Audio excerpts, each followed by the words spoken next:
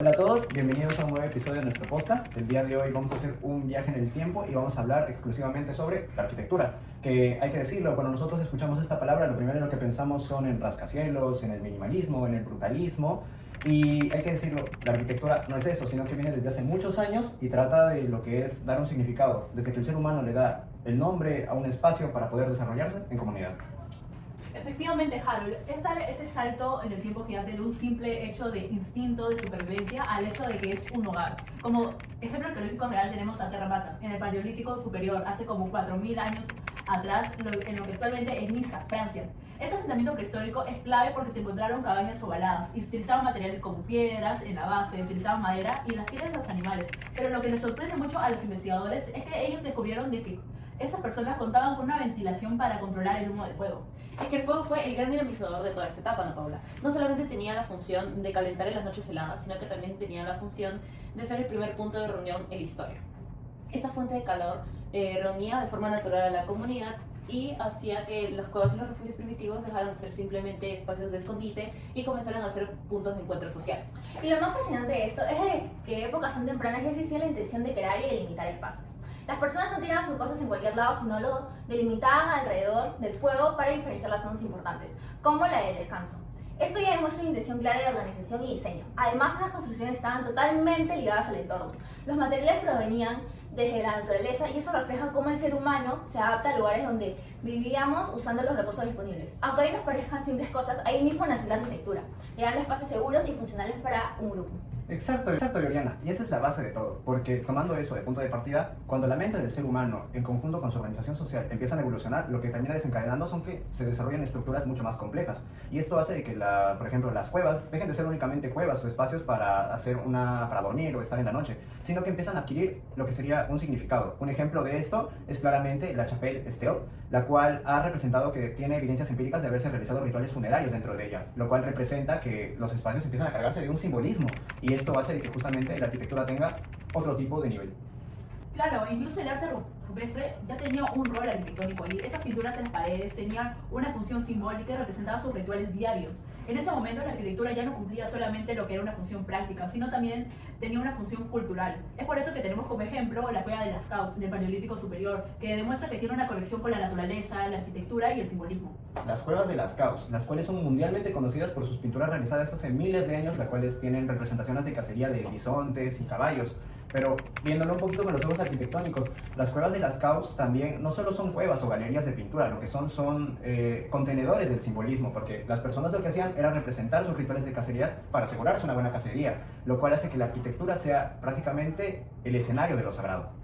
Un punto de quiebre llegó con el Neolítico y un clima más cálido. La agricultura y la ganadería transformaron la vida. Al cazar la megafauna, el ser humano dejó de cazar a los animales y ser nómada para formar asentamientos permanentes. Esto revolucionó mucho la arquitectura, ya que utilizaban materiales como barro secado al sol en zonas áridas o también la piedra y madera cuando estaban en zonas frías. Un claro ejemplo en la edad de piedra es Stonehenge. Su construcción no fue una cosa de un día. Pasaron demasiadas etapas a lo largo de los siglos y requirió esfuerzo y un trabajo colectivo simplemente gigante.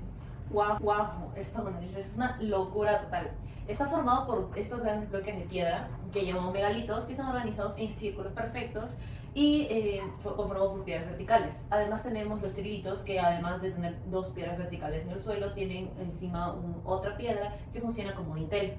Pero pónganse a pensar en la logística de la época. No resulta tan lógico de que en esa época las personas lograran movilizar ese tipo de rocas que pesaban hasta toneladas.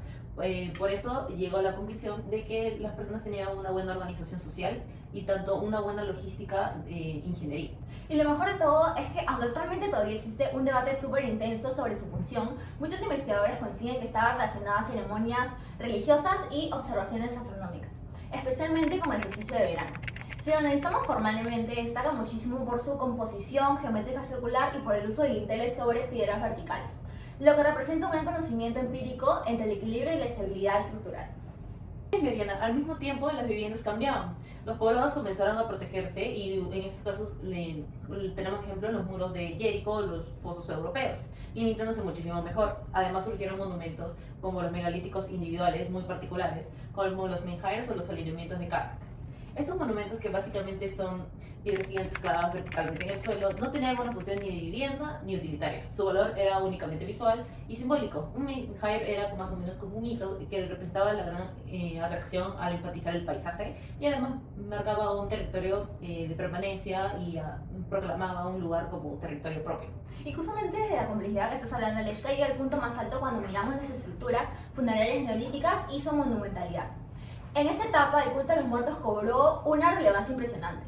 Se construían tumbas de bloques de piedras gigantescos para cada comunidad. Tenían desde el dolmen tradicional, que es la estructura más básica, con dos piedras verticales y una horizontal, que funcionaban para las cámaras principales, hasta las tumbas galería, que eran corredores largos cubiertos, y las tumbas pasadizo, que eran pasadizos que te conducían hacia cámaras funerarias circulares internas.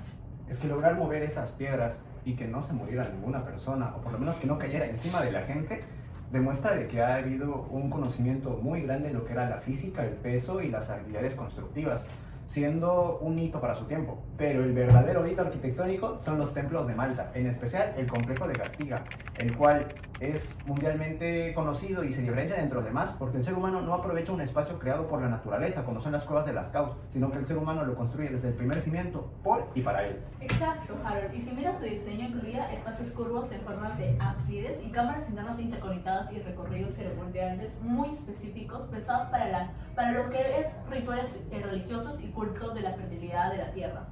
Pero lo que me parece más fascinante es que estos templos de Malta aún eran edificios completamente nuevos construidos en el exterior. Pero si tú lo mirabas desde el exterior, es decir, aún mantenía ese concepto arqueotípico de la cueva que se trasladó a la arquitectura construida.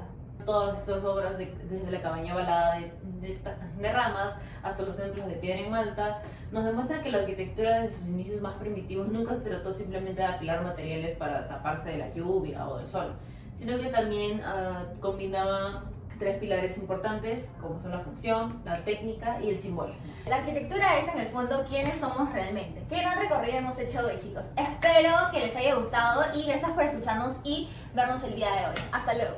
Chao.